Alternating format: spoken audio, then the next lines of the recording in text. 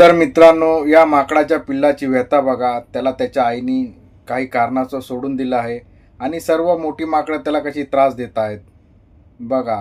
प्रेम करायचं सोडून, जवळ घ्यायचं सोडून त्याला किती त्रास देत आहेत. छोटासा निरागस आणि आपला लहान कमजोर समजून त्याला मोठी माकडं कशी त्रास देत आहेत.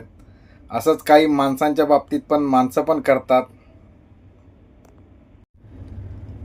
लहान आहे त्याच्यावरती माया प्रेम करायचं सोडून त्याला उलटा आणखी त्रास देत आहेत. शेवटी अभयारण्यवाल्यांनी त्याला एक टॉय आणून दिला आणि त्या टॉयमध्येच तो आपलं सर्व काही शोधू लागला. मित्र, आई वडील सगळं काही. आणि तो त्या टॉयमध्येच खुश राहू लागला. किती सुंदर व्हिडिओ आहे बघा तुम्ही.